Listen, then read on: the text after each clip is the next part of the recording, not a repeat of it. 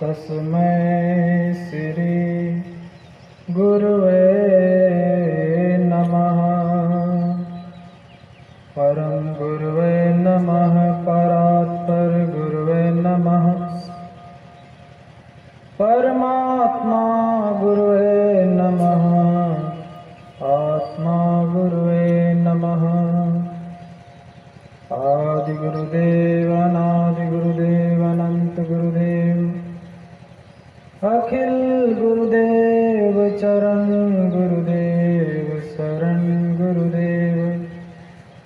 श्री गुरु महाराज चरणारविंद नमो नमस्ते।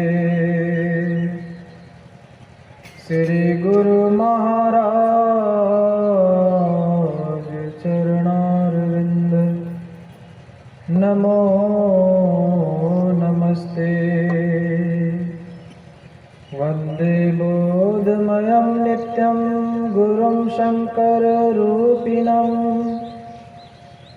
यमाश्रितो हि वक्रोऽपि चन्द्रः सर्वत्र वन्द्यते। जैसो चंदा वहीं सूरज चढ़े हजार। एक चानन हो दिया गुरु बिनु घोर अंधार। सूक्ष्म रूप में विराजमान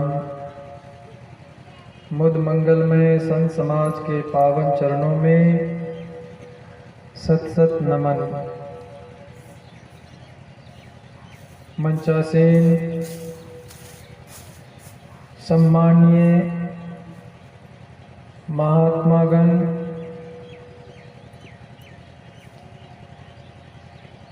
आए हुए सत्संग प्रेमी सज्जन वृंद, आदरणीय माताओं, भक्तिमती बहनों, प्यारे बच्चों, आदरणीय नगर निवासियों, ग्रामवासियों,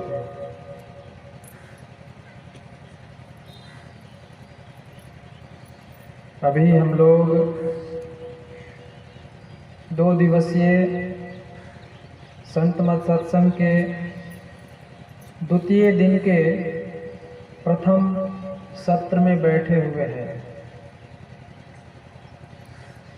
और हम लोग सत्संग श्रवण कर रहे हैं।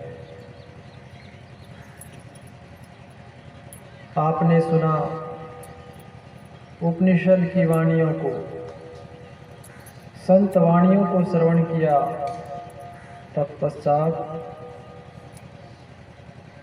पूज्य बाबा के मुखारविंद से आप लोगों ने प्रवचन पीयूष को सुना।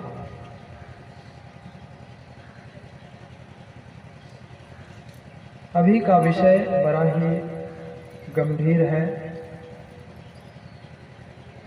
इसीलिए प्रातःकालीन सत्संग में इस विषय को रखा जाता है, क्योंकि अपराह्न काल में लोग मेला लगा देते हैं, समझ नहीं पाते हैं। इसीलिए ईश्वर का स्वरूप और उसकी प्राप्ति कैसे होगी, वही अभी का विषय है। आवाज थोड़ा डबल हो रहा है।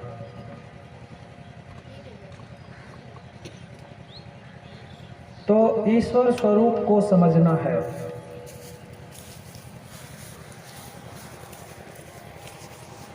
आज संसार में ईश्वर को लेकर के जितनी लड़ाइयां हैं, उतनी लड़ाइयां और किसी को लेकर नहीं है। जितने भी धर्म को मानने वाले हैं, जितने भी संप्रदाय के लोग हैं, जितने भी पंथ के लोग हैं, सब ईश्वर को लेकर के ही आपस में लड़ते हैं, झगड़ते हैं। सभी अपने ईश्वर को श्रेष्ठ कहते हैं और दूसरे के ईश्वर को न्यून कहते हैं। ये नहीं समझते हैं कि ईश्वर अनेक हैं या एक है। नहीं समझने के कारण ही लोग अनेक ईश्वर को मानते हैं। वास्तव में क्या ईश्वर अनेक हैं या एक है? यदि अनेक ईश्वर हैं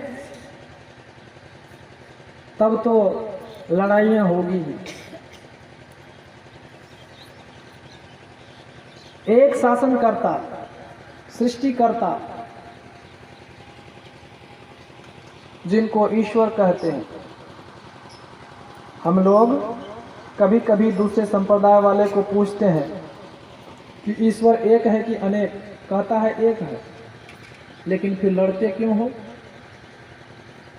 यही विडंबना है, लड़ाई। ईश्वर के स्वरूप को नहीं समझने के कारण ईश्वर है कौन, ईश्वर का क्या स्वरूप है और उसकी प्राप्ति कैसे होगी, जब तक हम उनके स्वरूप को नहीं जानेंगे तब तक प्राप्ति का साधन हम कैसे करेंगे? स्वरूप को जानना है। उसी स्वरूप को बतलाने के लिए हमारे ऋषि मुनि, संत महापुरुष कहते हैं। केनोपनिषद के ऋषि ने कहा, यन मनसा न मनुते ये नाहुर मनोमतम तदेव ब्रह्मत्वं विद्धि नेदम यदीदमुपासते। कहा कि जो मन से मनन नहीं किया जाता, हम लोग मन से संकल्प विकल्प करते हैं तो मन के द्वारा भी वह जो है पकड़ में नहीं आने वाला। जिसके द्वारा मन मनन किया हुआ कहा जाता है, उसी को तू ब्रह्म जान, वही ईश्वर है, वही परमात्मा है,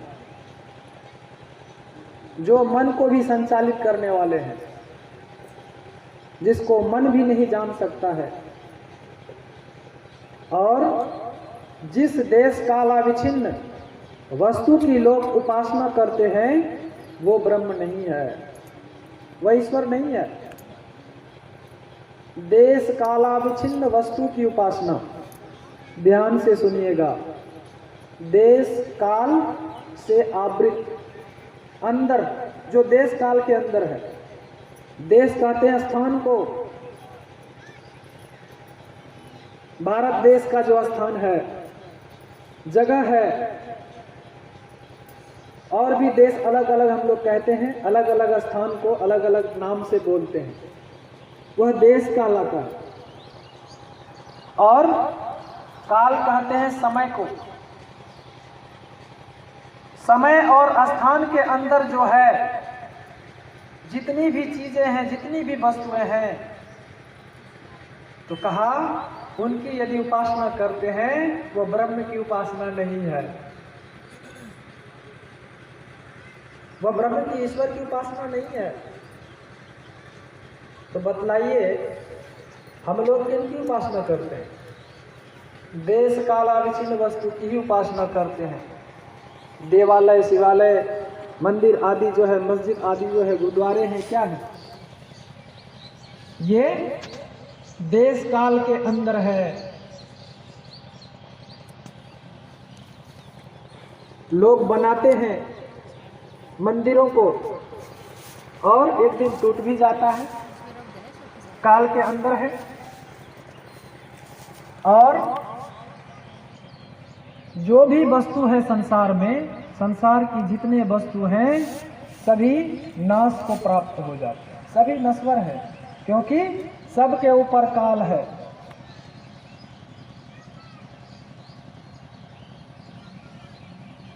कहते हैं योगी यति सबे काल बस होए,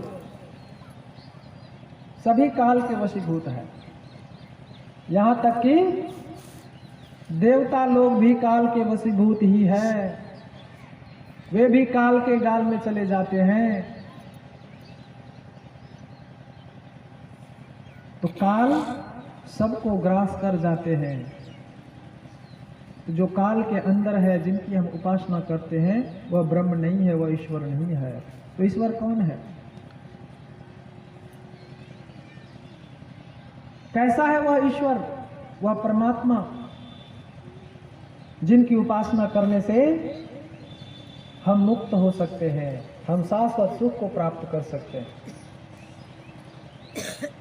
तो कहा जस कथिए तस होत नहीं, जस है तैसा सोए। कबीर साहब कहते हैं कि जस तो कथिए तस होत नहीं, जैसा हम कह रहे हैं वैसा है ही नहीं। कोई कहते हैं ऐसा है, कोई कहते हैं वैसा है, कोई कहते हैं वैसा है, लेकिन कबीर बाबा कहते हैं जितना भी कह लो लेकिन वैसा है ही नहीं हो। राम स्वरूप तुम्हार वचन अगोचर बुद्धि पर, अविगत अकथ अपार, नेति नेति नित निगम कह। सारे धर्मशास्त्र, वेद पुराण उपनिषद, वे क्या कहते हैं? राम स्वरूप तुम्हार वचन अगोचर बुद्धि पर, वह वचन से परे है, वह अगोचर है, इंद्रियों के परे है। उनका स्वरूप, राम का स्वरूप अविगत है, जिनकी गति सर्वत्र है। अकथ है, नाय महात्मा प्रवचने न लभ्यो। सुन रहे थे आप लोग? वह वचन से कहा नहीं जा सकता है, उनको हम वर्णन नहीं कर सकते हैं। प्रभु वर्णन में आवे नाही, गुरु महाराज कहते हैं। वह तो वर्णनातीत है, उनको हम वर्णन नहीं कर सकते हैं। प्रभु वर्णन में आवे नहीं। ऐसे प्रभु, ऐसे ईश्वर को हम कैसे जानेंगे, उनकी भक्ति कैसे करेंगे? तो कहा, गुरु नानक देव जी महाराज की वाणी में आपने अभी सुना, वह ईश्वर कैसा है? तो कहा अलख अपार अगम अगोचरी, नातिसु काल न कर्मा, जाति अजाति अजोनी शंभु, नातिसु भाव न भरमा। और कहा नातिसु मात पिता सुत बंधप, नातिसु काम न नारी, अकुल निरंजन अपर परम परु, सगली ज्योति तुम्हारी। कहते हैं वह अलग है, वह अपार है। संतों की वाणी अलग नहीं होता है। जैसे वाल्मीकि जी कहते हैं, हे राम, राम स्वरूप तुम्हार वचन अगोचर बुद्धि पर, उसी को गुरु नानक देव जी महाराज कहते हैं अलख अपार अगम अगोचरी। एक ही बात है, अलख जिसको हम इस आंख से देख नहीं सकते हैं, अपार जिनका कोई पार नहीं पा सकता है, कितना बड़ा है, कहां तक वो फैले हुए हैं, वो अपार है। अगोचर, अगोचर जो इंद्रियों से हम ग्रहण नहीं कर सकते हैं। अगोचर तो ये भी कह रहे हैं वाल्मीकि जी महाराज जी, अगम अगोचर। तो संतों की वाणी अलग नहीं होता है, क्योंकि जे पहुंचे ते कही गए, तिनकी एक बात, सबे सयाने एक मत, सबकी एक जात। वो एक ही जाति के होते हैं। जो ईश्वर को जान लेते हैं उनमें एक ही ज्ञान होता है, अलग अलग नहीं होता हम आपके तरफ, थोड़ा ज्यादा नहीं होता है। ये संत मत का सत्संग है। यहाँ तो सबका वैसे ही सम्मान किया जाता है जैसे महर्षि मेही का किया जाता है, वैसे कबीर का सम्मान है यहाँ, वैसे नानक का सम्मान है यहाँ, क्योंकि ये संत मत है, सभी संतों का मत है। ये केवल मेही मत नहीं है, ये संत मत है। इसीलिए जितने भी धर्म को मानने वाले आप हो, इस सत्संग में सब कोई आने के अधिकारी हो। आप यहाँ आओगे तो आपको ये महसूस नहीं होगा कि हमारा सत्संग नहीं हो रहा है। यहाँ तो सबका सत्संग है, सबका सम्मान है। संत कबीर गुरु नानक प्यारे, सभी संत है पूज्य हमारे, यहाँ की ये नारा है। यहाँ वो बतलाया जाता है सभी संतों का जो है ज्ञान एक है, उसी एक को जो है बताने के लिए यह संत मत का सत्संग आयोजित होता है। तो ईश्वर एक है, अनेक नहीं है, और वो वर्णन से बाहर के वह तत्व हैं, उनको हम बोल करके हम वर्णन नहीं कर सकते। लेकिन कुछ संत महापुरुष लोग जो सिद्ध होते हैं वे अपने अपने ढंग से उनका वर्णन करते हैं। इसीलिए कबीर साहब से पूछ दिया किसी ने कि जस कथिए तस होत नहीं, जस है तैसा सोए, तो फिर सुनाते किसको है आप, क्यों सुनाते हैं? जब उनका वर्णन ही नहीं हो सकता है, जब उनको बोल करके हम सिद्ध ही नहीं कर सकते हैं, बता ही नहीं सकते हैं, तो फिर ये सत्संग का आयोजन क्यों होता है? इतना प्रवचन क्यों सुनाते हैं? फिर नहीं सुनाना चाहिए। तब कबीर साहब कहते हैं कि देखो वह तो वर्णन से परे है, उनका वर्णन तो नहीं कर सकते हैं। जस कथिए तस होत नहीं, जस है तैसा सोए, लेकिन कहा कहत सुनत सुख उपजे और परमार्थ होए। लेकिन कहने सुनने से परमार्थ बनता है, प्रेम बढ़ता है उसको प्राप्त करने के लिए। इसीलिए कहते हैं, इसीलिए सुनाते हैं। उनको सुनने में कितना आनंद आता है, जिसको देखे नहीं है लेकिन उनके विषय में सुनते हैं, ऐसा है वैसा है वैसा है, कम से कम सुनते तो है उनके विषय में, तो मन में तो लालसा होती है देखने की कि वो प्रभु कैसा होगा। कोई इस तरह से बताते हैं, कोई उस तरह से बताते हैं, तो उसको देख लिया जाए, पता चल जाएगा कैसा है। वह जो है प्राप्त करने का विषय है, उसको अपने आप से जान सकते हैं, किसी इंद्रिय से नहीं जान सकते हैं। ना आंख उनको देख सकती है, ना कान उनके शब्द को सुन सकते हैं, ना जिह्वा उनके नाम को ले सकते हैं।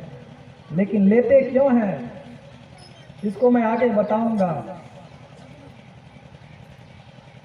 एक उदाहरण, जस कथिए तस होत नहीं, एक उदाहरण गुरु महाराज कभी कभी दिया करते थे, उनके प्रवचनों में आप पढ़ सकते हैं कि एक गांव में एक हाथी आया।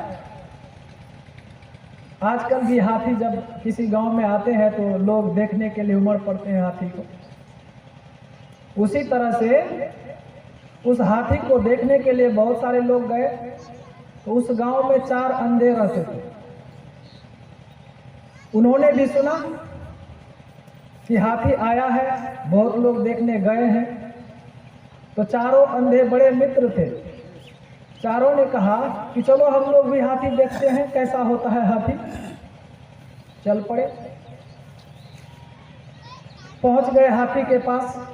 आंख तो है नहीं जो दिखाई देगा, लेकिन हाथ है, पैर है, तो हाथ से जो है टटोल करके हाथी को देख रहे हैं। तो टटोल रहे थे, एक ने हाथी का सूंड पकड़ लिया, कहा हाथी मैंने देख लिया। हाथी का सूंड पकड़ लिया, उनको पता चल गया हाथी जो है इस तरह का होता है। और उसके बाद दूसरा जो है वह जो है हाथी का कान पकड़ लिया। तीसरा जो है हाथी का पैर पकड़ लिया। और चौथा जो अंधा था वो हाथी का जो है पेट पकड़ लिया, पेट को छू करके देख लिया। चारों आ गए, बड़े खुश हैं। चारों कह रहे हैं कि हाथी हमने देख लिया। अब चारों के मन में हुआ कि अच्छा बताओ हाथी कैसा होता है। चारों मित्र जो है, चारों तो अंधे थे ही, कहा हाथी कैसा होता है। और जिसने सूंड पकड़ा था वो कहता हाथी जो है वो मूसल के समान होता है। मूसल समाट जिसको बोलते हैं यहाँ के लोग, हाथी का सूंड वैसे ही तो होता है, मूसल के तरह। का हाथी जो है मूसल के तरह होता है। तो दूसरे कहते अरे नहीं नहीं, हाथी मूसल के तरह नहीं होता है, हाथी तो सूप के तरह होता है। जिसने कान पकड़ा था, हाथी का कान सूप के तरह होता है, तो सूप के तरह बता दिया। अब तीसरा कहता नहीं नहीं, तुम लोग झूठ बोल रहे हो, तुम लोग हाथी नहीं देखा, मैंने हाथी देखा है। तो क्या देखा तुमने, हाथी कैसा होता है। तो कहा हाथी खंबे के तरह होता है, क्योंकि वो पैर पकड़ा था, खंबा होता है गोल जैसा मोटा। का हाथी जो है वो खंबे के तरह होता है। और चौथा जो है वो कहता नहीं नहीं, तुम तीनों झूठ बोल रहे हो। हाथी जो है ना सूप के तरह होता है, ना खंबे के तरह होता है, ना मूसल के तरह होता है। हाथी तो कोठी के तरह होता है, क्योंकि वो बड़ा सा पेट पकड़ा था हाथी का, कोठी के तरह। का हाथी जो है कोठी के तरह होता है। अब चारों लड़ने झगड़ने लग गए। वो कहते नहीं मैंने हाथी देखा है, मूसल के तरह होता है, तुम झूठ बोलते हो। पेट को पकड़ करके जो बोला था कोठी के तरह, उनको कहा नहीं नहीं, हाथी कोठी के तरह नहीं होता। अब चारों झगड़ने लग गए। अब उनको कौन शांत करे, चारों अंधे हैं। जिसने जो कुछ जहां तक टटोल करके प्राप्त किया वो वहां के लिए बतला दिया।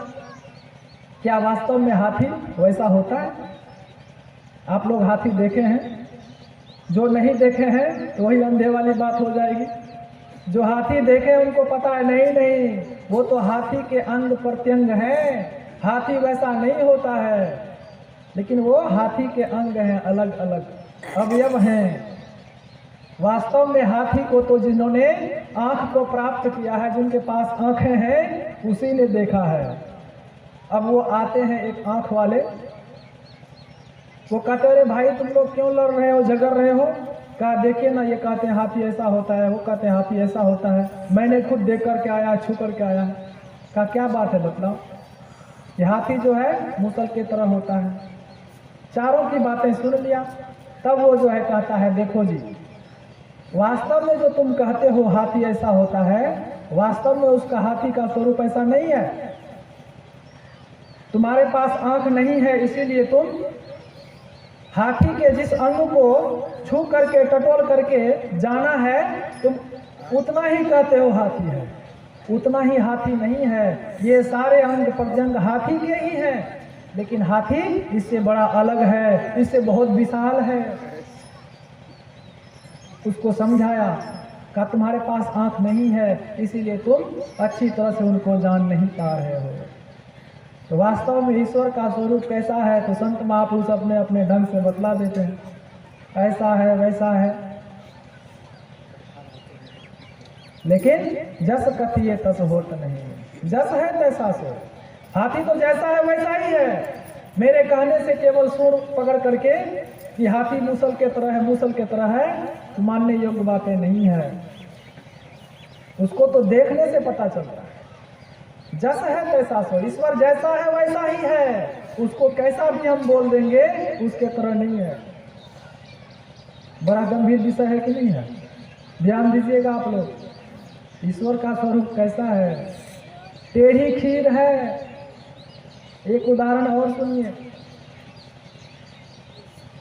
एक गांव में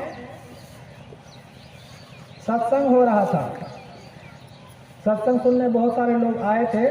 उसमें एक अंधे व्यक्ति भी, वृद्ध अंधा व्यक्ति था, वो भी सत्संग सुनने आया था। बड़ा गरीब था, गांव के रहने वाले थे। वो बेचारे अंधे थे, अंधे को कौन पूछता है, भीख मांग करके खाते थे। तो सत्संग में वहां के आयोजकों ने खीर बनाया था, बड़ा सुंदर खीर बना था। भंडारे में खीर बनाया था खिलाने के लिए। जब सत्संग समाप्त हो गया तो सबको बोले कि चलिए अब भोजन करने के लिए भंडारा तैयार है, आज खीर का भंडारा चलेगा। सब लोग जो है जाने लग गए। ये जो सूरदास जी बैठे हुए थे, इनको भी बोला गया कि चलिए बाबा खीर खा लीजिए। खीर का नाम सुनते ही ये सूरदास जी कहते रहे, ये खीर क्या होता है, कभी जीवन में खीर नहीं खाया था, मांग चांग के खाता था, खीर कौन ला करके देगा उनको। तस्मय कहा चलिए बाबा खीर खिलाऊंगा मैं आपको। कहा रे खीर क्या होता है, पहले तो बताओ कैसा होता है खीर। कहा आपने खीर नहीं खाया है। कहा नहीं तो कैसा होता है, कैसा स्वाद होता है उनका। अब जो खीर कभी खाया नहीं उसको कैसे समझाएंगे आप। एक खीर को लेकर के हम खीर के स्वाद को, खीर के रंग को एक अंधे को भी नहीं समझा सकते हैं। ये तो ईश्वर का विषय है। तो कहा कि बाबा खीर जो होता है उजला होता है, सफेद होता है, आंख तो है नहीं जो उजला रंग कभी देखा होगा। ये उजला क्या होता है भाई। अब समस्या खीर के बारे में बता रहे हैं, कहते उजला होता है, सफेद होता है, दूध के तरह बिल्कुल। कहा अरे दूध भी नहीं पिया हूं मैं कभी, दूध का रंग कैसा होता है कभी देखा नहीं था। कहा दूध के तरह साफ सुथरा होता है, दूध डाल करके बनाते हैं, चीनी डालते हैं उसमें, वो बनता है और वो जो है सफेद रंग का होता है, चावल डालते हैं उसमें। कहा सफेद कैसा होता है। तब जो है उसके मन में आ गया कि कैसे बतलाऊं इसको। तो पास में एक बगुला है ना, बगुला बैठ करके ध्यान लगा रहा था मछली को पकड़ने के लिए। उसको देखा तो याद आ गया कि खीर का रंग जो है बगुले के तरह होता है। कहा बाबा खीर जो होता है बगुले के तरह होता है। कहा ये बगुला कैसा होता है। अब बगुला के विषय में कह रहे हैं कि बगुला कैसा होता है। कहा बाबा बगुला जो होता है वो सफेद होता है खीर के तरह, और जो है उनका गर्दन जो है टेढ़ा मेढ़ा होता है, लंबा सा होता है टेढ़ा मेढ़ा। कहा अरे खीर टेढ़ा मेढ़ा होता है और उसको खाएंगे कहीं गला में फंस गया तो नहीं खाना हमें। कहा बाबा बगुला के तरह होता है, बगुला थोड़े ना खीर होता है। नहीं नहीं नहीं अब हमको नहीं खाना खीर।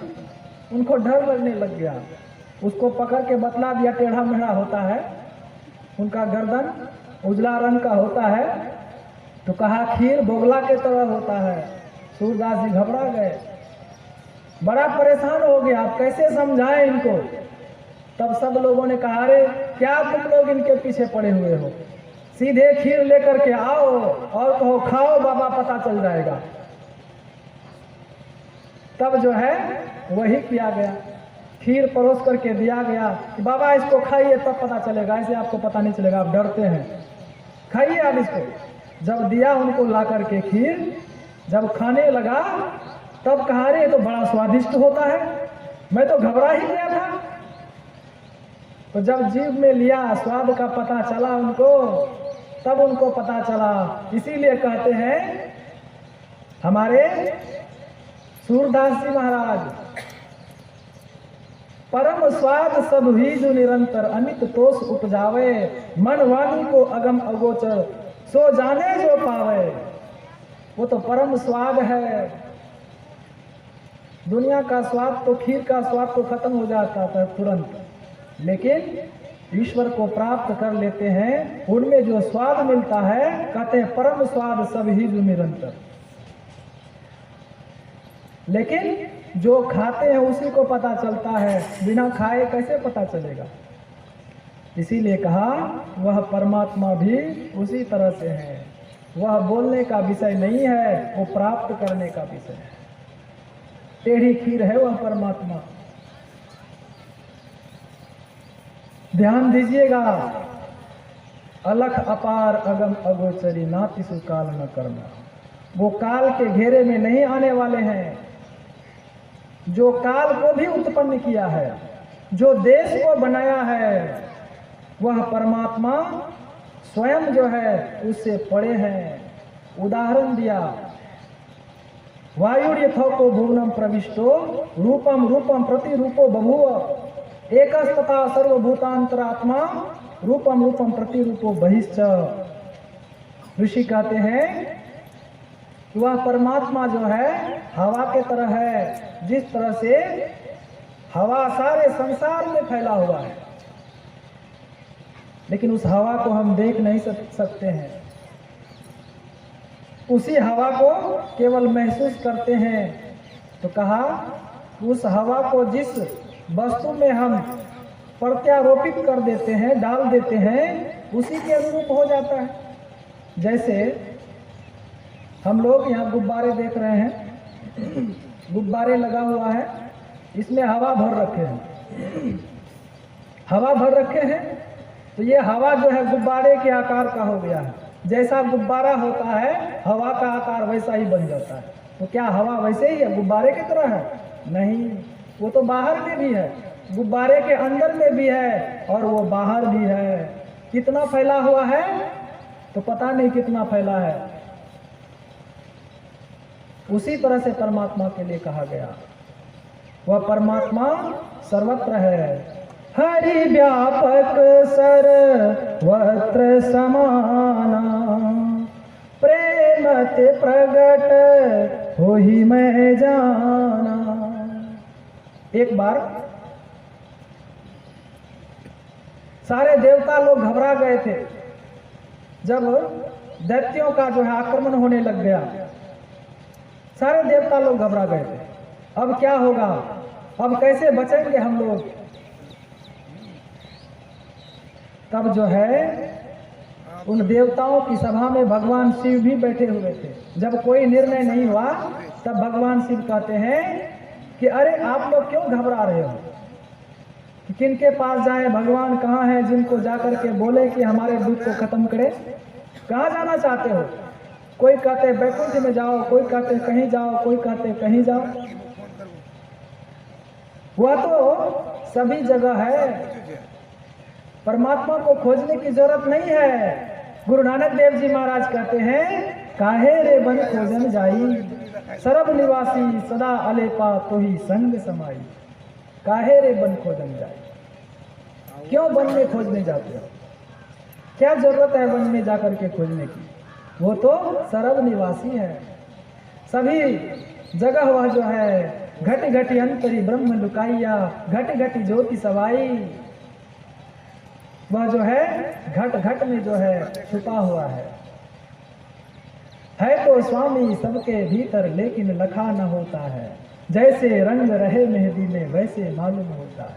वो तो सभी जगह है। इसीलिए भगवान शिव ने कहा कि देवताओं घबराओ मत, वो परमात्मा सभी जगह है, सर्वत्र है। हरि व्यापक सर्वत्र समाना, एक समान रूप से सभी जगह जो है वो भरे पड़े हैं।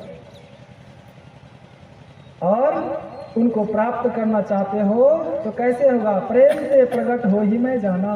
मैं जानता हूं उनको, तो वो कैसे प्रकट होते हैं? वो परमात्मा प्रेम से, प्रेम के वशीभूत होकर के वो प्रकट होते हैं। भगत है तू भगवान प्रभु, राम धरे तनु भूप, किए चरित पावन परम प्राकृत नर अनुरूप। ध्यान दीजिएगा, वे ही परमात्मा भक्तों के वशीभूत, भक्तों को उद्धार करने के लिए, दुष्टों का संहार करने के लिए, जो अलग है, अपार है, अगम है, अगोचरी है, वे ही भूप का शरीर धारण करते हैं। निज इच्छा निर्मित तनु माया गुण गोपाल। अपनी इच्छा से वह जो है शरीर को धारण कर लेते हैं, अवतार लेते हैं, राम के रूप में आते हैं, कृष्ण के रूप में आते हैं, शिव के रूप में आते हैं। वे ही परमात्मा। एक संत हुए हैं, उनकी वाणी में भी आता है। ब्रह्मानंद स्वामी कहते हैं कि गुरुदेव आप ही बतलाइए, मेरा जो मति है भ्रमित हो रहा है, मैं उस परमात्मा को कैसे भजूं, मैं किसको मानूं? मैं परमात्मा कैसा है वो है? ब्रह्मानंद स्वामी अपने गुरु महाराज के पास जाकर के विनती करते हैं। जिस तरह से यहाँ देवता लोग खोज रहे थे परमात्मा को अपना उद्धार करने के लिए, दैत्यों से छुटकारा पाने के लिए, तो भगवान शिव ने बतला दिया। उसी तरह से जब ब्रह्मानंद स्वामी को समझ में नहीं आया कि मैं क्या करूं, अर्थात संसार के लोगों को देख करके ब्रह्मानंद स्वामी ने अपने गुरु महाराज से समाधान करवाते। जब कोई समाधान नहीं होता है तो गुरु महाराज के पास जाना चाहिए, क्योंकि गुरु के पास युक्ति होती है। युक्ति करे तो सहजे करे। युक्ति बतलाने वाले सदगुरु होते हैं। करना तो आपको ही पड़ेगा, लेकिन युक्ति सीखनी पड़ेगी। तो गुरु महाराज के पास जाते हैं और कहते हैं, गुरुदेव दिखा दो रूप ईश्वर का मुझे गुरुदेव परमेश्वर। हे गुरुदेव, मुझे उस ईश्वर के रूप को दिखला दो, उस परमेश्वर के रूप को दिखला दो, क्योंकि उनके लिए बहुत सारे लोग बहुत तरह की बातें करते हैं। ध्यान से सुनिएगा, ईश्वर का स्वरूप कैसा होता है। उनके लिए बहुत तरह के लोग बहुत तरह की बातें करते हैं। तो क्या करते हैं बतलाओ जरा, क्या कहते हैं लोग सब? तो कहा, कोई बैकुंठ के ऊपर, कोई कैलाश पर्वत में, कोई सागर के अंदर में, बतावे शेष सैया पर। हे गुरुदेव, कोई कहते हैं वह ईश्वर परमात्मा जो है बैकुंठ में रहते हैं, बैकुंठ में निवास करते हैं। लेकिन दूसरे कहते हैं कि बैकुंठ में नहीं, वो तो कैलाश पर्वत पर रहते हैं। वहाँ जाओ, वहाँ ईश्वर मिलेंगे, उनका दर्शन होगा। जब मैं कैलाश जाने के लिए तैयार होता हूँ तो रास्ते में कोई और मिल जाते हैं, वो कहते हैं नहीं नहीं वहाँ मत जाओ, वहाँ पर ईश्वर नहीं है। तो कहाँ है तुम ही बताओ। तो कहते हैं कि सागर के अंदर में, क्षीर सागर में जो है शेष सैया पर वह ईश्वर जो है विराजमान है, विश्राम में है, जाओ वहाँ दर्शन करो, वही मिलेंगे ईश्वर। सोचता हूँ वहाँ जाऊँ, वहीं जाके दर्शन करूं, लेकिन कोई और कुछ कहते हैं। क्या कहते हैं बतलाओ। तो कहा, कोई दुर्गा गजानन को कहे जगदीश सूरज को, सकल सृष्टि का कर्ता चतुर्मुख देव परमेश्वर। हे गुरुदेव, कहते हैं नहीं नहीं, क्षीर सागर में भी ईश्वर नहीं है। तो कहाँ है, कौन है ईश्वर? तो कहा, दुर्गा जी जो है 8 हाथों वाली, बहुत सारे शस्त्रों को धारण करने वाली, वो ईश्वर है। उनकी पूजा करो, उनके पास जाओ, दर्शन हो जाएगा ईश्वर का। जैसे ही सोचता हूँ दुर्गा जी के पास जाने के लिए, तो तीसरे आदमी कहते हैं कि नहीं नहीं, अरे दुर्गा जी ईश्वर कहाँ है? ईश्वर तो गणेश जी हैं, गणपति बप्पा मोरिया कहते हैं ना दक्षिण भारत में। दक्षिण भारत के सबसे बड़े भगवान गणेश जी हैं। लंबोदर जिसको कहते हैं, बड़े पेट वाले, लड्डू का भोग लगाते हैं, कहते हैं वे ईश्वर हैं। भगवान गणेश जी सबसे अग्र पूजा वो प्राप्त करते हैं, वे ही ईश्वर हैं, वे ही भगवान हैं। उनका दर्शन कर लो। जैसे ही गणेश जी के पास जाता हूँ बम्बई में दर्शन करने के लिए,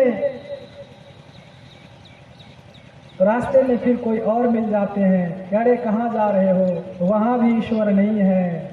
तो कौन है भाई? तो कहा कि जो जगदीश्वर है वह सूर्य देव है, जो सारे संसार को प्रकाशित करता है, वे ही जगदीश्वर है। कहे जगदीश सूरज को, वे ईश्वर हैं। सूर्य देव को जल चढ़ाते रहो, सूर्य देव का दर्शन करो, ईश्वर मिल जाएंगे। सूर्य उपासक लोग सूर्य को ईश्वर मानते हैं, तो क्या सूर्य देव ही ईश्वर है? कहा नहीं नहीं, वो भी ईश्वर नहीं है। तो कौन है? तो कहा सारे संसार के सृष्टिकर्ता जो ब्रह्मा जी हैं, जो 4 मुंह वाले हैं, चारों दिशा में 4 मुंह हैं उनके, एक एक दिशा में एक एक मुंह। वो 4 मुंह वाले जो ब्रह्मा जी हैं, वे ही परमेश्वर हैं। सारे सृष्टि के कर्ता धर्ता हैं, वे ही ईश्वर हैं। उनका दर्शन कर लो। हे गुरुदेव, मैं क्या करूं? समझ में नहीं आता, बुद्धि काम नहीं कर रही है। अब आप ही बतलाइए, दिखा दो रूप ईश्वर का। हे गुरुदेव करुणा कर, आप तो करुणा के सागर हो, आप ही बतलाने की कृपा करो। अब मुझसे जो है समझ में नहीं आ रहा, मेरी बुद्धि काम नहीं कर रही है। मैं किन को ईश्वर मानूं, मैं किन की पूजा करूं, किन का दर्शन करूं मैं? आप लोगों के मन में भी चल रहा होगा, कौन है वो ईश्वर? कैसे मैं उनको प्राप्त करूं? कौन से साधन हैं उनके लिए? तो ब्रह्मा जी के पास जाऊं क्या? तो ब्रह्मा जी के पास जाना चाहता हूं तो ज्ञानी लोग कहते नहीं नहीं, वहां जाने की जरूरत नहीं है। वे कहते हैं धरे नित ध्यान योगी जन, कोई निर्गुण निरंजन का, कोई मूर्त पुजारी है, कोई अग्नि के हैं चाकर। ध्यान से सुनिए, जो ध्यानी है वे कहते हैं, जो रात दिन ध्यान लगाए बैठे रहते हैं, वो कहते हैं वो ईश्वर निर्गुण है, निरंजन है, निराकार है। धरे नित ध्यान योगी जन, जो योग करते हैं, जो ध्यान करते हैं, योगी लोग कहते हैं वो निरंजन है। हमारे गुरु नानक देव जी महाराज की वाणी में भी आता है, वे कहते हैं अंजन माही निरंजन रहिए, जोग जीवत ही उपाइये, गल्ली जोग न होई। वो कहते हैं अंजन कहते हैं माया को, निरंजन कहते हैं परमात्मा को। जो माया से परे है वे ही ईश्वर है, वे ही परमात्मा है। तो योगी जन कहते हैं वो निरंजन है, उसके ऊपर कोई माया का पर्दा नहीं है, वो माया से परे है। उनका ध्यान करो योगिक क्रिया के द्वारा, मिल जाएगा। लेकिन कुछ लोग कहते हैं अरे आंख बंद करने से क्या होगा, कुछ नहीं मिलेगा। तो क्या करें भाई? का मूर्ति की पूजा करो।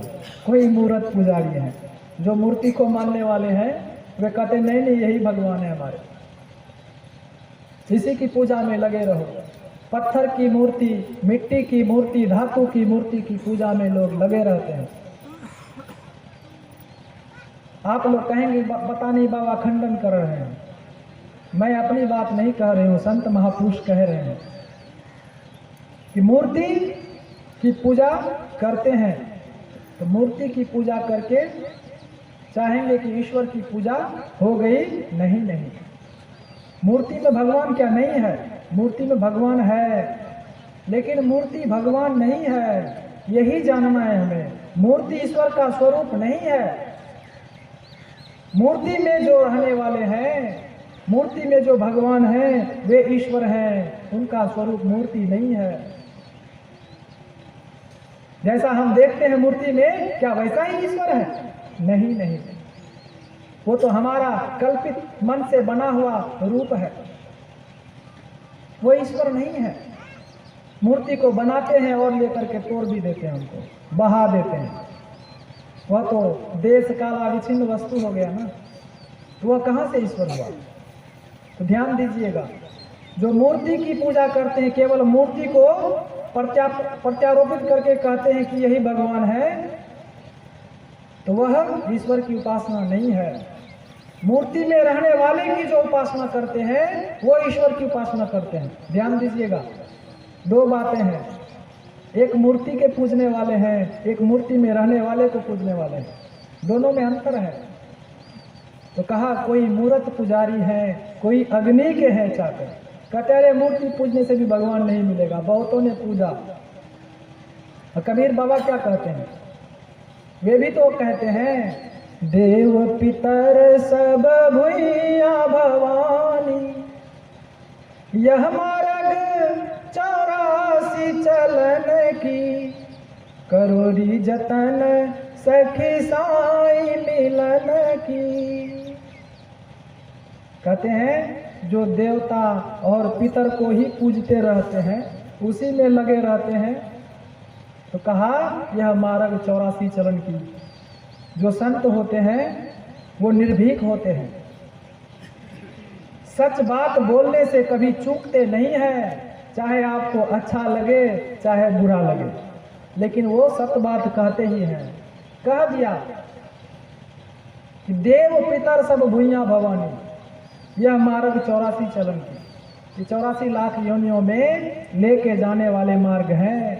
जो केवल देव उपासना में रहते हैं, मैं देवों की निंदा नहीं करता हूँ, देव हमसे श्रेष्ठ हैं, उनका सम्मान करना चाहिए, लेकिन देव ईश्वर नहीं है। ईश्वर ने देव को बनाया है, उनको शक्तियां दी है। देवता को जो मानते हैं, देवता खुश होकर के आपको आशीर्वाद दे देते हैं, जो चाहते हैं वो मिल जाता है, लेकिन सब कुछ नहीं मिलता है, सब कुछ देव नहीं दे सकता है।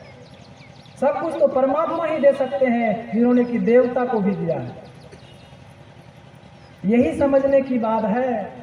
यही नहीं समझने के कारण हम लोग जो है देखा देखी भक्ति करते हैं। तो कहा देखा देखी भक्ति का कबहू न चढ़सी रंग, उसका रंग इसीलिए नहीं चढ़ता है। तो संत महापुरुष बिल्कुल अपना अनुभव ज्ञान प्राप्त करके बतलाते हैं कि कैसे वो ईश्वर मिलेगा, कैसा उनका स्वरूप है, स्वरूप का वर्णन कर रहे हैं। तो कहा कोई अग्नि के है चाकर। अग्नि की लोग पूजा करते हैं कि नहीं करते हैं? आग में हवन करते हैं, स्वाहा, बहुत सारे सामग्री स्वाहा। अभी मैं बठिंडा में था तो उधर एक भगत जी हैं, वो भी बड़े प्रेमी हैं मेरे, उनके माध्यम से ही वहाँ पर महर्षि में ही ध्यान मिशन आश्रम के लिए, महर्षि में ही सेवाश्रम का जो है निर्माण के लिए जगह लिया गया है। वह संत मत से जुड़ा हुआ नहीं है, लेकिन मेरे से उनका लगाव है, प्रेम है, तो कार्यक्रमों में आते रहते हैं। उनके घर में साल में एक बार हवन अवश्य होता है। उनके जो गुरुजी हैं उनको बुलाते हैं वो, तो उसमें मुझे भी बुलाया था हवन में भाग लेने के लिए। मैं भी गया, मुझे भी हाथ में मौली बांधना पड़ा, बांध दिया। भारतीय संस्कृति में ये वैदिक जो है कर्मकांड है, कर भी लेंगे तो कोई खराब बात नहीं है, ये करना चाहिए, भगवान का ही नाम है। पर मैं जो व्याख्या कर रहा हूँ, जो ब्रह्मानंद स्वामी बतला रहे हैं, उसको समझने का प्रयास कीजिए। तो मुझे भी कहा गया कि स्वामी जी आप भी जो है हमारे साथ जो है मंत्र के साथ साथ जो है स्वाहा भी कीजिए, तिल जो सामग्री है। मैंने कहा ठीक है, बुलाए हो तो कुछ न कुछ तो कर ही लेंगे। तो उसमें जो है गोपाल सहस्त्र नाम जो है उसमें लिया जाता है। कोई विष्णु सहस्त्र नाम का पाठ करते हैं तो उसमें 1001 जो है विष्णु भगवान का नाम होता है। उन्हीं एक एक नाम को लेते हैं और एक एक चुटकी जो है हवन सामग्री को स्वाहा करते हैं। क्यों? क्योंकि आग को ब्रह्म कहा जाता है, वह ईश्वर का स्वरूप उनको मानते हैं लोग। आग को पूजते हैं, आग में स्वाहा करते हैं, खीर चढ़ाते हैं, घी चढ़ाते हैं, अक्षत चढ़ाते हैं, उनकी ही पूजा करते रहते हैं। जो केवल यज्ञ करते हैं, अग्नि में आहुति केवल देते हैं और ईश्वर के स्वरूप को नहीं जानते हैं, केवल अग्नि को ही ईश्वर कह करके, परमात्मा कह करके उन्हीं में केवल स्वाहा करते हैं, तो कहा वह ईश्वर की भक्ति नहीं है, वह देवता की आप पूजा कर रहे हैं। तो देव जो है आपको क्या देंगे? देवता क्या दे सकते हैं? तीनों लोकों में आप जो वस्तु चाहेंगे वो दे सकते हैं। क्या मिलेगा आपको? स्वर्ग का सुख मिलेगा। स्वर्ग में जाएंगे, वहां व्यवस्था हो जाएगी। लेकिन कब तक? जब तक पुण्य है। आपने यज्ञ किया, यज्ञ के प्रभाव से स्वर्ग में चले गए, देवता बन गए, लेकिन वहां सदैव नहीं रहेंगे। जैसे ही जीव जाता है, देव रूप को धारण करता है स्वर्ग में, उनको एक माला पहनाया जाता है, बड़ा स्वागत करते हैं वहां, और कान में कह देते हैं कि ध्यान रखना, ये माला जो पहने हो, ये माला जैसे ही कुम्हला जाएगा, समझ जाना कि अब तुम्हारा पुण्य खत्म हो गया, अब स्वर्ग छोड़ना पड़ेगा। तो कहा कि जो केवल अग्नि की ही पूजा करते हैं, अग्नि को ही ब्रह्म मानते हैं, वह जो है ब्रह्म नहीं है। तो लोग कहते हैं आग की पूजा कर लो, भगवान की पूजा हो जाएगी, आग ही ईश्वर का स्वरूप है। तो कहा नहीं नहीं, करे नित ध्यान योगी जन, कोई निर्गुण निरंजन का, कोई मूर्त पुजारी है, कोई अग्नि के हैं चाकर। और जो वेदांती लोग हैं, जो वेद को जानने वाले हैं, जो वेद के मर्मज्ञ हैं, ऐसे जो वेदज्ञ महापुरुष हैं, वे क्या कहते हैं? उनकी बातें सुनिए। वे कहते हैं सकल संसार में पूरन कहें वेदांत के वादी, वो ब्रह्मानंद संशय की मिटा कर तार भव सागर। वेदांत के वादी जो हैं, जो वेद के उच्च ज्ञान को प्राप्त किए हुए हैं, वे कहते हैं कि वह परमात्मा जो है सर्वत्र है, सारे संसार में परिपूर्ण है, व्यापक व्याप्य अखंड अनंता, अखिल अमोघ शक्ति भगवंता। वह व्यापक है, व्याप्य भी है, सारे संसार में वह फैले हुए हैं, कोई जगह उनसे खाली नहीं है। वह है ईश्वर, वह है परमात्मा। तो गुरु महाराज से कहते हैं ब्रह्मानंद स्वामी कि मिटाकर तार भव सागर। ये जो भ्रम है, ये जो इतने सारे भगवान की चर्चा किया गया, इसीलिए भ्रम में पड़े हुए हैं। मैं किनके पास जाऊं, किसको पूछूं? जिनको पूछता हूं कुछ न कुछ बता देता है। इसीलिए गुरु महाराज आप तो जान ही जान हो, आप ही बतलाने की कृपा करो, क्योंकि आपने उस ईश्वर परमात्मा को जान लिया है। वो कैसा है, वो कैसे प्राप्त होगा, ये तो आप ही बतला सकते हैं। इसीलिए आप मेरे भ्रम का निवारण करो, और ये जो संसार सागर में डूब रहे हैं, इससे पार उतार दो।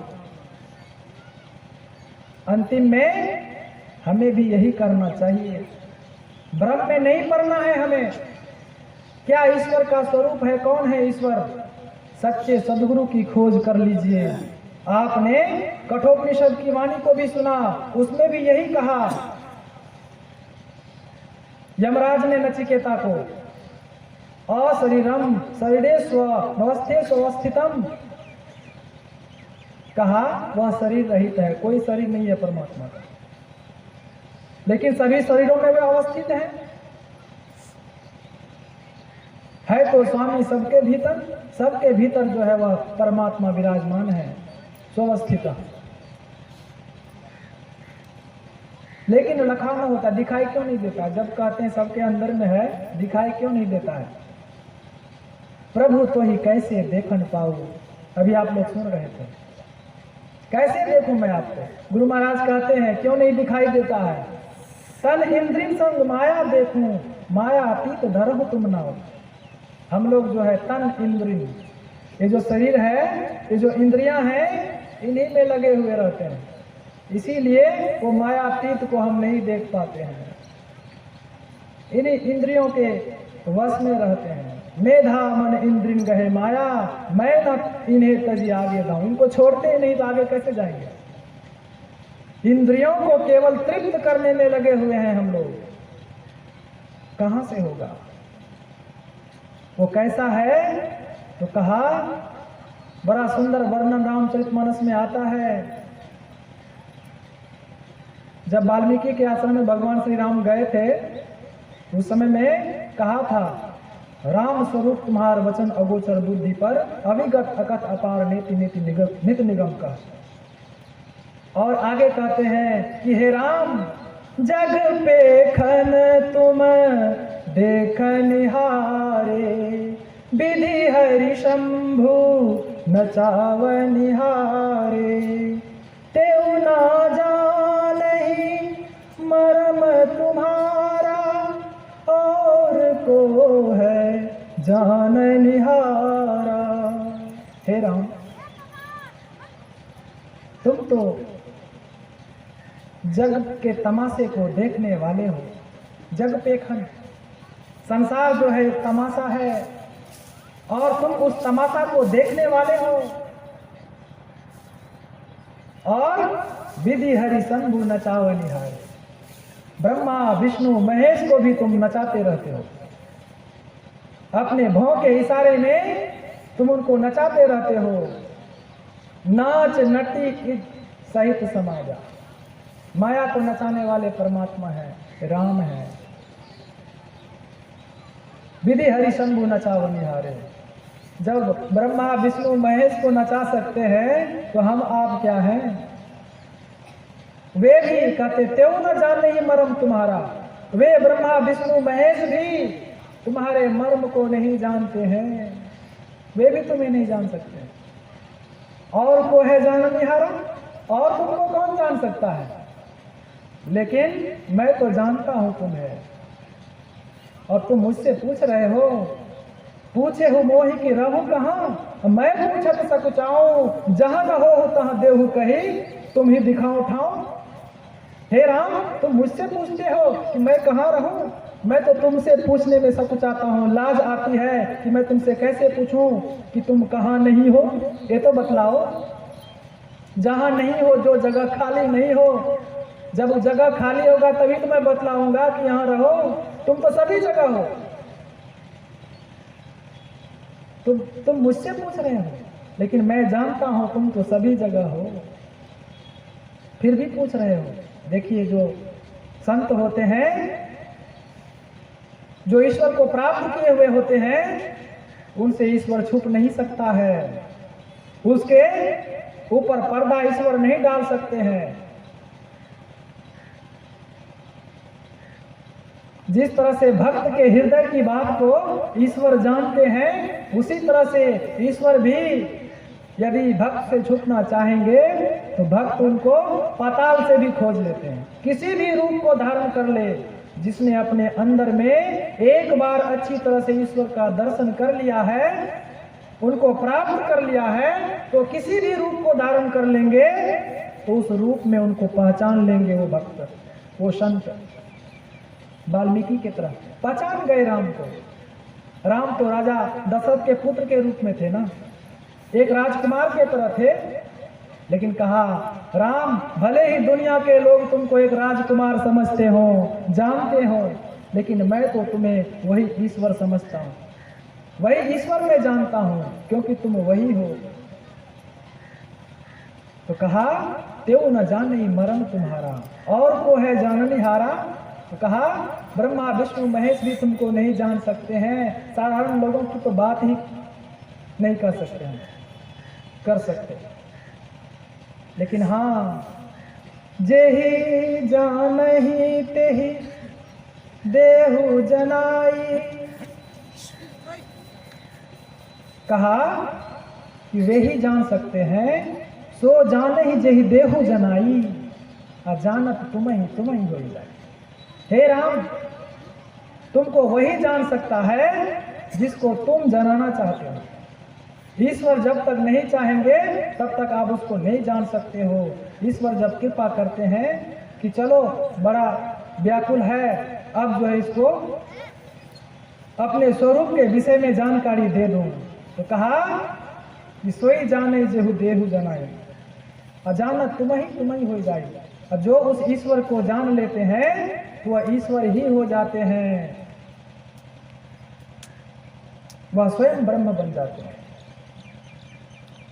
पानी में मीन प्यासी, मोहे सुनी सुनी आवत हासी, आत्म ज्ञान बिना नर भटके, कोई मथुरा कोई काशी। पानी में मीन प्यासी, परमात्मा जो है पानी के तरह है, और मछली जो है पानी के अंदर ही रहती है, लेकिन प्यासे रहती है। सब तरफ पानी ही पानी है, ऊपर नीचे आगे पीछे दाहिने बाएं सभी तरफ पानी ही पानी होता है मछली के, लेकिन फिर भी मछली प्यासी होती है। क्यों? प्यास जब लगती है मछली को तो मछली को उलटना पड़ता है, तभी वह पानी को पी पाती है, नहीं तो प्यासे रहना पड़ता है। उसी तरह से हमारे आगे पीछे ऊपर नीचे सभी तरह सभी दिशाओं के तरफ परमात्मा ही परमात्मा है, लेकिन हम जो है परमात्मा को देख नहीं पाते हैं, प्राप्त नहीं कर पाते।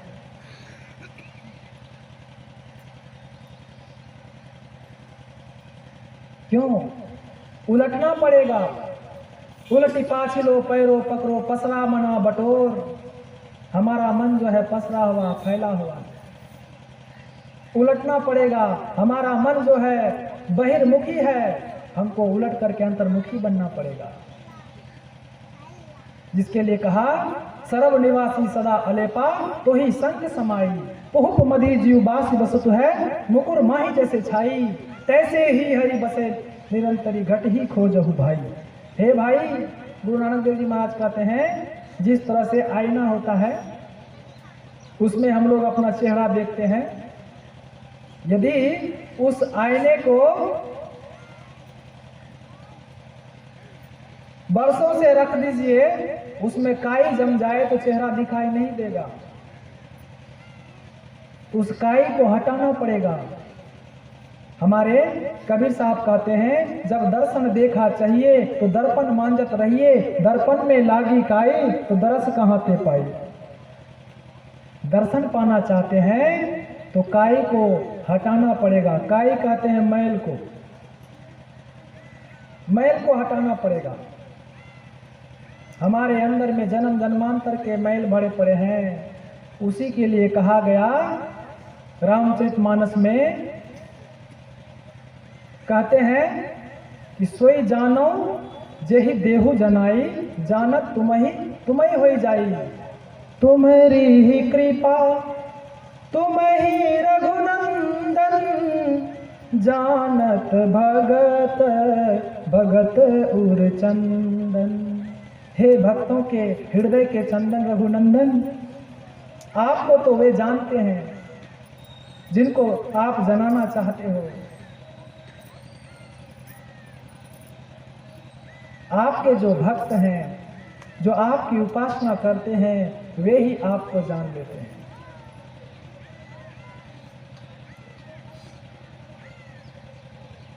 तो भक्त जानते हैं उसको, लेकिन भक्त कैसा होना चाहिए? तो कहते हैं आगे, चिदानंदमय देह तुम्हारी, विगत विकार जान अधिकारी। कभी राम कथा जब सुनेंगे, एक एक प्रसंग को जब सुनाऊंगा तो पता चलेगा। तो कहते हैं विगत विकार जान अधिकारी, जिनके सारे विकार खत्म हो गया है वे ही अधिकारी हैं उनको जानने का। ऊपर वर्णित आया कि चिदानंदमय देह तुम्हारी, परमात्मा का शरीर कैसा है? तो कहा चिदानंदमय। चिद, चिद कहते हैं प्रकाश को, तो प्रकाश स्वरूप बता रहे हैं। आनंद तो आनंद ही है, आनंद की व्याख्या नहीं हो सकता है। आनंद को जहां लगा दीजिए वो आनंद ही रहेगा, वह घटेगा बढ़ेगा नहीं। पर में लगा दीजिए आनंद तो परमानंद हो जाएगा, नित्य में लगा दीजिए आनंद तो नित्यानंद हो जाएगा, ब्रह्म में लगा दीजिए आनंद तो ब्रह्मानंद हो जाएगा, सुख में आनंद लगा दिए सुखानंद हो जाएगा। आनंद तो आनंद ही है। कमल में आनंद लगा दिए तो कमलानंद हो जाएगा। आनंद कभी घटने वाला नहीं है। आनंद के स्वरूप बताया परमात्मा को, जो कभी घटने बढ़ने वाले नहीं है, सदैव आनंदित रहने वाले, सदैव शांत रहने वाले, ऐसे परमात्मा का शरीर कहा गया है, देह कहा गया है। लेकिन ऐसे परमात्मा को वे ही जानते हैं जिनके सारे विकार खत्म हो गए हैं। खट विकार हैं हम लोगों के, अंदर बहुत सारे विकार भरे पड़े हैं। निर्मल मन जब तक नहीं होगा तब तक उस परमात्मा का दर्शन संभव नहीं है। अभी आप लोगों ने सुना था गुरु नानक देव जी महाराज की वाणी में, पाठ के क्रम में, सुचे भारे साचु समावे बिरले सुच्चाचारी तंते को परम तंतु मिलाइया नानक सरणी तुम्हारी। बर्तन को पवित्र करना पड़ेगा, सुच्चा करना पड़ेगा। भारे कहते हैं बर्तन को, सुच्चा पवित्रता। इस मनुष्य शरीर रूपी बर्तन को पवित्र करना पड़ेगा। कल आप लोग सुन रहे थे मनुष्य की शरीर की उपादेयता क्या है। जो मर्जी खाओ, जो मर्जी पियो, इसी से सुच्चा हो जाएगा। बहुत लोग कहते हैं कि नानक पंथ के लोग जो होते हैं वो खाते पीते हैं, वो खाने पीने वाले होते हैं। गुरु नानक देव जी महाराज ने मना नहीं किया खूब खाओ, ऐसा नहीं है। गुरु ग्रंथ पढ़ करके देख लीजिए, उसमें लिखा हुआ है। बड़े जोरदार शब्दों में गुरु नानक देव जी महाराज निंदा करते हैं जो खाने पीने वाले हैं। उनके लिए कहा गया है, कहते हैं क्या बकरी क्या गाय है, क्या आपनो जाया, सबको लोहू एक है साहब फरमाया। पीर पैगंबर औलिया सब मरने आया, नाहक जीव न मारिए पोषण को काया। कहा है, कहा कोई बकरी खाने वाले, हिंदू लोग बकरी खाते हैं, मुसलमान लोग गाय को खाते हैं, दोनों के लिए कह दिया क्या बकरी क्या गाय है। और कहा तुम्हारा जो ये शरीर है काया, सबको लोहू एक है। लोहू कहते हैं खून को। बकरी को काट करके देखो, उसमें खून निकलता है, उसका भी रंग लाल होता है। गाय को काट करके देखो, उसका भी खून जो है लाल ही होता है, लहू। और अपने शरीर को काट के देखो, तीनों का एक ही लहू लाल रंग का होता है। सबको लोहू एक, नाहक जीव न मारिए। बिना मतलब के जीव की हत्या हम करते हैं, क्यों? पोषण को काया, अपने शरीर को बलिष्ठ बनाने के लिए। इसी के लिए जो है आप दूसरे को मार करके उनके मांस को खाते हैं। तो सुच्चा करना पड़ेगा, पवित्र करना पड़ेगा। मन भी पवित्र होना चाहिए, तन भी पवित्र होना चाहिए। सुच्चे भारे साचु समावे, तभी वह सच्चा परमात्मा जो है, जो पवित्र परमात्मा है, वे समाहित हो जाएंगे। और तब क्या करना पड़ेगा? कहा तंते को परम तंतु मिलाइया, नानक सरणी तुम्हारी। अपनी ज्योति को परमात्मा की ज्योति में मिला दो, तंते को परम तंतु मिलाइया। आत्म ज्योति को परमात्मा ज्योति में मिलाने की जो क्रिया है वो करो। तब कहते हैं ऐसे जो भक्त हैं मैं उनके शरण में हूँ। नानक देव जी महाराज कहते हैं नानक शरणी तुम्हारी, मैं तुम्हारे चरणों के धूल में बैठने के लिए तैयार हूँ। जो अपने आत्म ज्योति को परमात्मा ज्योति में मिला दिया। होगा कैसे? तो कहा कि घटी घटी अंतरी ब्रह्म लुकाइया, घटी घटी ज्योति सबाई, वज्र कपाट मुक्ते गुरुमति निर्भय ताड़ी लाई। कहा वह परमात्मा सभी के अंदर में है, घट घट में वह छुपा हुआ है, लुकाइया छुपा हुआ है। लेकिन वज्र कपाट, कपाट लगा हुआ है, किवाड़ लगा हुआ है। मुक्ते गुरुमति, वह किवाड़ जो है वज्र किवाड़ लगा हुआ है वज्र का, वो कैसे खुलेगा? तो कहा मुक्त खुलेगा। कैसे? तो कहा गुरुमति, गुरु के ज्ञान से, गुरु की कृपा से वह जो है वज्र की पार जो लगा हुआ है, जहां ब्रह्म छुपा हुआ है, लुका हुआ है, वो गुरु की कृपा से, गुरु के प्रसाद बुद्धि उत्तम दशा को गहे। सुंदरदास जी महाराज कहते हैं वो गुरु का प्रसाद मिलेगा। सदगुरु प्रसाद पाठ में आता है, एक ओंकार सतनाम, कर्ता पुरुष निरपय निर्वैरु, अकाल मूरत अजोनी शंभु, सतगुरु प्रसाद ही जपू, ऐसा कहा जाता है। आप लोग कभी जाएंगे पंजाब में तो गुरुद्वारे में नित्य नेम में पहले शुरुआत में यही करते हैं कि वह परमात्मा कैसा है, ईश्वर स्वरूप की व्याख्या इसी में छुपा हुआ है। एक ओंकार, वह परमात्मा एक है। ओंकार जो है वह शब्द के रूप में उससे प्रस्फुटित हुआ, वह एक है। ओंकार शब्द उनसे निश्चित हुआ है,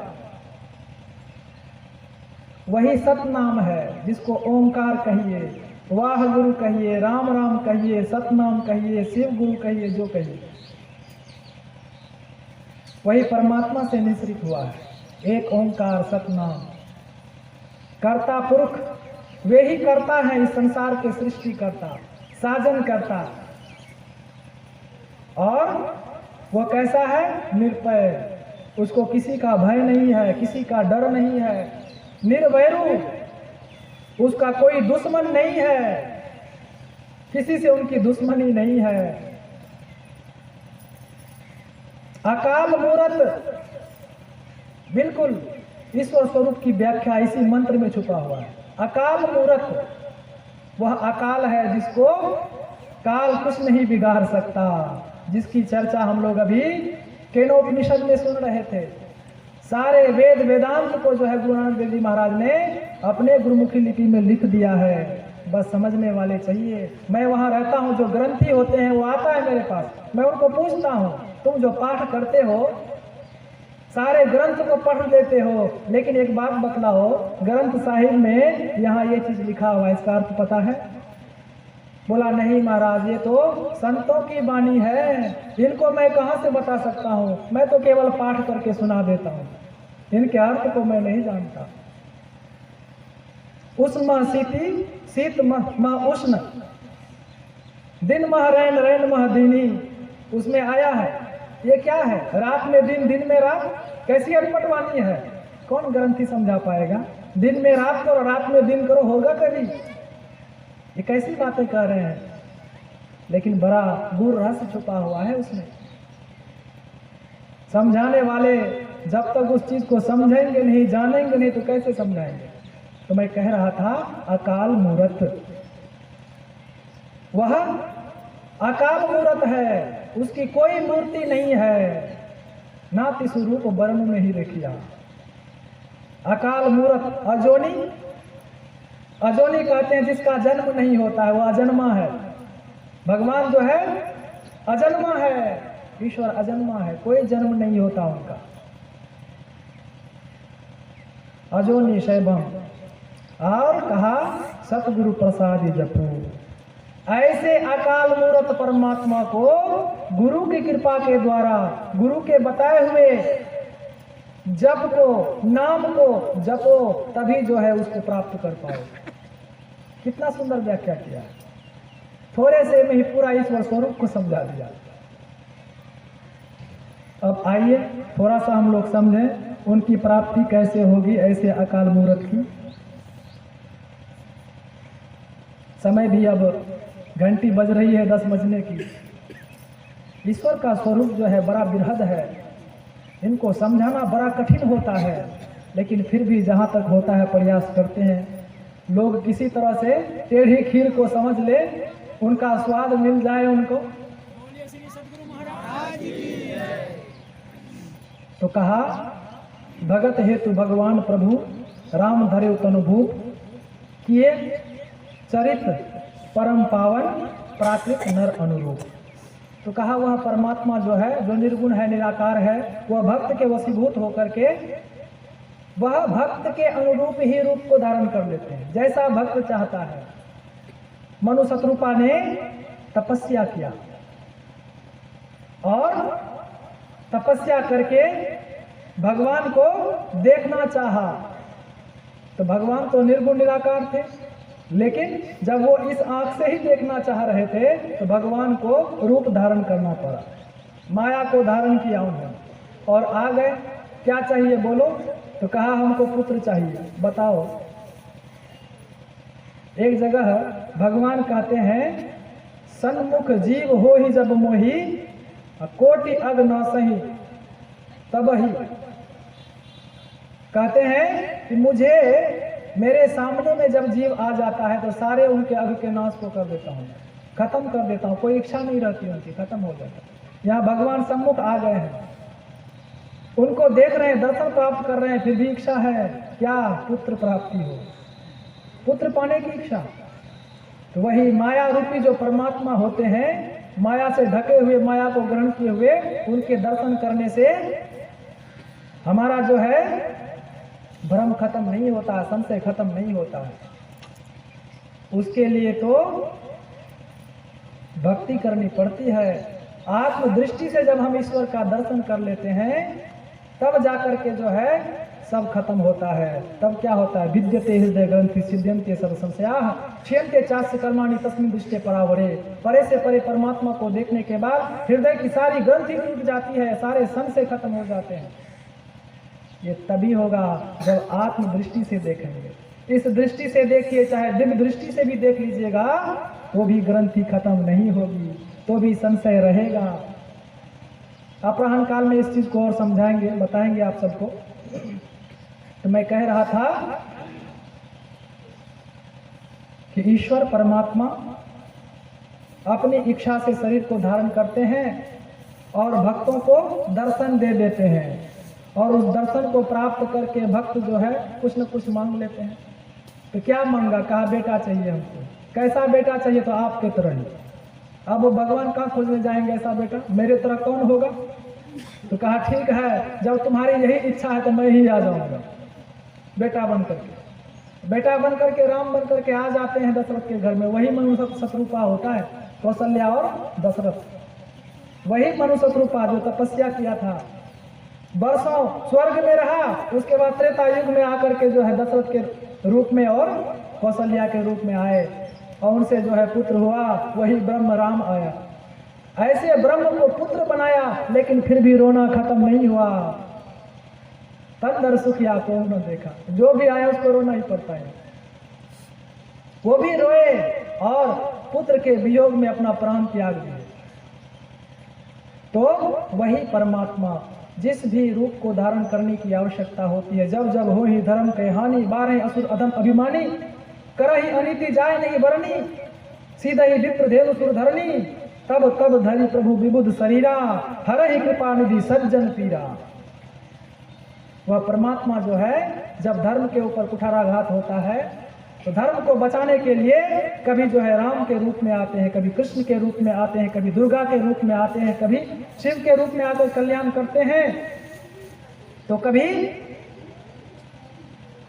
गुरु नानक के रूप में आते हैं, कबीर के रूप में आते हैं, तुलसीदास के रूप में आते हैं, महर्षि नहीं के रूप में आते हैं, और हम संसार के लोगों का कल्याण करके चले जाते हैं। जीवों का उद्धार करता है, दुष्टों का संहार करते हैं आकर। कभी गुरु गोविंद सिंह के रूप में आते हैं, तलवार भी धारण कर लेते हैं, धर्म के ऊपर जब कुठाराघात होता है। भक्तों को जब सताया जाता है, तो जो परमात्मा निर्गुण निराकार है, वो सगुण साकार हो जाते हैं। तो उनके बहुत सारे रूप हो जाते हैं, लेकिन सभी रूपों में वो एक ही परमात्मा होते हैं। ध्यान दीजिएगा, वे एक ही परमात्मा होते हैं सभी रूपों में। और उन्हीं सभी रूपों में से, सभी नामों में से गुरु ने जो आपको नाम दे दिया है, गुरु ने जो आपको रूप दिया है, गुरु ने जो आपको ध्यान बतलाया है, जो मंत्र बतलाया है, उसको कीजिए तो आपका कल्याण होगा। बाहर जाने की जरूरत नहीं है। निज तन में खोज सज्जन, बाहर न खोजना, अपने ही घट में हरि है, अपने में खोजना। तो कैसे खोजना? तो कहा दो नैन नजर जोड़ी के एक नोक बना के, अंतर में देख सुन सुन अंतर में खोजना। बजती है 5 9 बतें सुनी, एक एक को प्रति एक पे चढ़ी जाए के निज नाह खोजना। निज तन में खोज सज्जन, बाहर न खोजना, काहे रे बन खोजन जाई। यही इसीलिए कहा गया। और बिन सतगुरु नर रहत भुलाना, खोजत फिरत राह नहीं जाना। यही बातें हैं। संत सदगुरु के सानिध्य में आकर के उस ईश्वर के स्वरूप को जाने और उनको प्राप्त करने का जो साधन है उसको प्राप्त करें। श्री सद्गुरु महाराज की जय।